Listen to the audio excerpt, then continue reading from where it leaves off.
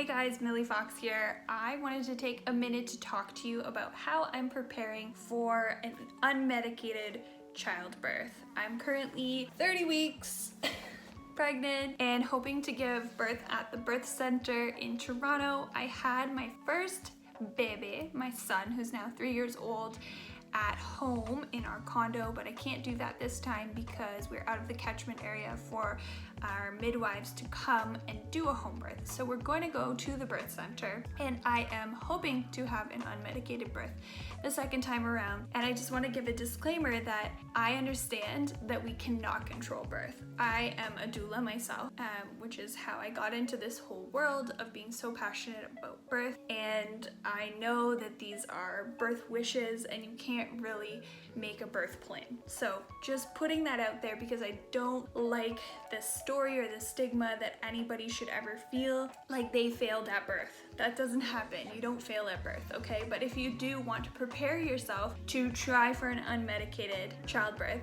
unmedicated is really the best term rather than natural, but I put natural in the title because I know people search for that. And I have the experience to be able to talk about this because, like I said before, I am a doula and I have been working with many a birth professional who have seen hundreds and hundreds of births.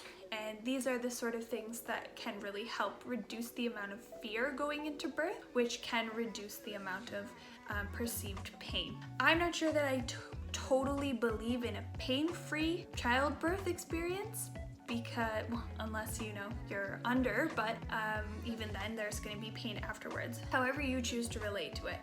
If you want to call it pressure, surges, all that stuff, instead of contractions or pain, that is totally up to you if that's what makes you feel best. So these are the 5 things that I'm doing personally to prepare for another unmedicated childbirth.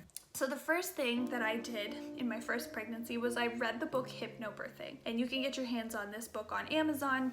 I'll link everything down below.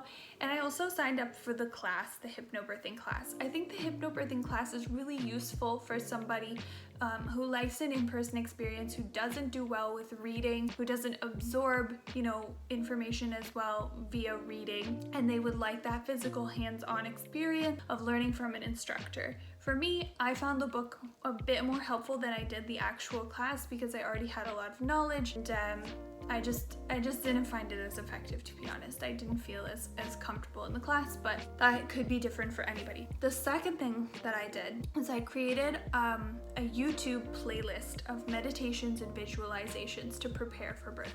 So I will link that playlist down below as well. A lot of these visualizations were imagining your body opening, trusting the process, all that good stuff. Like, our bodies really do know what to do, and we are really made for this. So meditating helps us cultivate the ability to stay sort of like in that mental zone and not spiral when we are going through such an the most intense experience that you will ever go through in your life. I'm not gonna sugarcoat it or anything like that. You do need to cultivate the mental strength. So meditation and guided visualizations are a really, really helpful way to cultivate that strength, that mental strength, that focus, and that ability to sort of like go to wherever you need to go in order to get through the pressure, the pain, the insanity of childbirth. And the third thing that I did was I read another book called Spiritual Midwifery, and this is by a woman named Gaskin, who was like the OG midwife advocate and person in the US who really brought unmedicated and less medicalized childbirth back into the limelight or the spotlight. So I really like this book because the first half is a lot of really great information and tools, and the second half of the book is a lot of birth stories. I really, really enjoyed reading birth stories because a lot of them were really, really positive. And I just think that so many of us hear the scary birth stories and the things that can go wrong, the stuff that puts us into a fearful state, which all birth stories are valid. Everybody has the right to share and talk about their experience because that's part of them processing too. However, I personally wanted to expose myself to as many positive birth stories as possible so that I could be expanded into believing that that was also possible for me.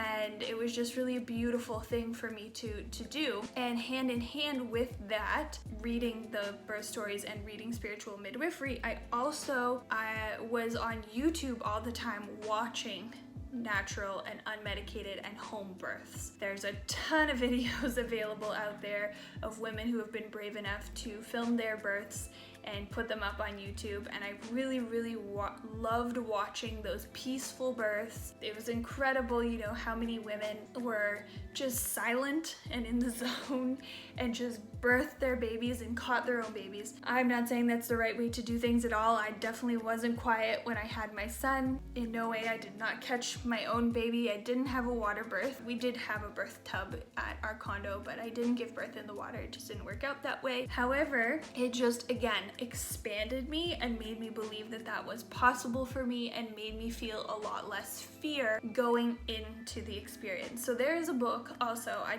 don't really recommend the book because it's written a very long time ago and it's kind of hard to read, but it's called Childbirth Without Fear. And the premise of the book is that we have this fear-pain cycle, and that when we feel fear, our body tenses up, and that actual active tension and tensing increases our experience and perception of pain. So it's this spiral of tension, pain, fear, more pain, more tension, etc., etc.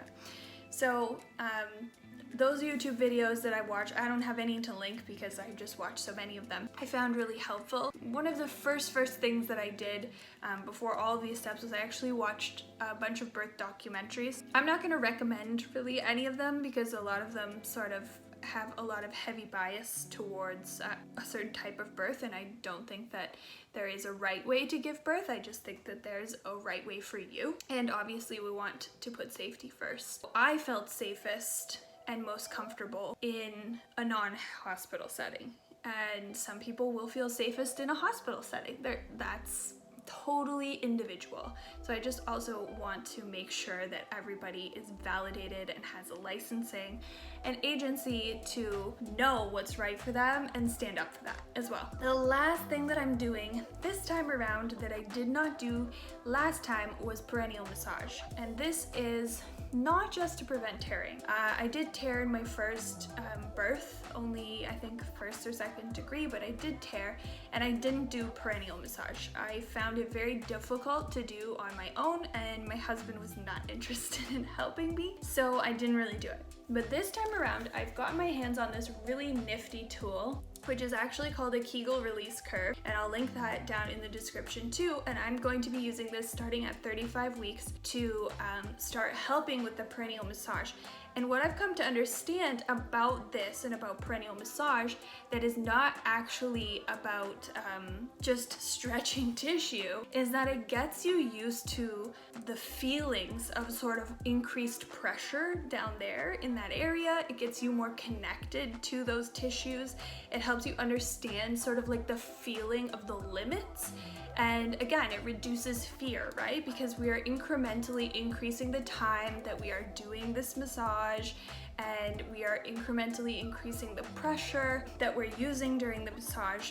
And if you want to learn how to use this properly, I have a video on perineal massage that's either coming out soon or has already been released, and I will make sure that I put a card up in here or maybe over here about how to do that and the benefits and the reasons and all that good stuff. So this is another thing that we can do to increase our mind-body connection and our tolerance and reduce our fear going into birth. So that is the main point that I'm driving home about how I'm preparing myself for an unmedicated childbirth and out of hospital birth, is just really focusing on my ability to handle it without fear, because that is the kicker. And again, we are in the middle of the COVID-19 scary crisis, and a lot of people are expressing their anxiety about being pregnant and giving birth during this time. And for me, yes, I am nervous about it for sure, because if I do end up having to transfer to the hospital, that idea does scare me, because I know they have more rules about partners not being able to stay for as long, less support are allowed in the hospitals. Like, I don't know if my doula would be allowed in the hospital, but she is allowed in the birth center. Oh, and I should have added that, guys, that was another point that I missed, is get a doula. A doula is a labor coach, somebody who can coach you through your labor, but also coaches you through your pregnancy, depending on when in pregnancy you find your doula. And they really help, again, reduce fear because they've seen it before. They can help you during labor to know that what you're experiencing is completely normal. The stage of labor you're in is supposed to feel that way, that you're doing a good job, you're doing everything right. So I'll put my doula's website. She has a whole agency of doulas for the Greater Toronto area if you happen to be in the area. She's also a lactation consultant and a registered nurse and has all these wonderful courses for new and expecting parents, as well as a grandparents course, which is pretty sweet. So that's it for today. Again, thank you for watching, and if you like this video, share it with a friend, give me a thumbs up, tell me how many weeks pregnant you are, and make sure you subscribe to my channel because I've got so many good videos coming up for you. Make sure you come and follow me on the gram too, because I basically live there and I will answer a DM from you. I answer all my DMs, so come say hey, and I'll talk to you later.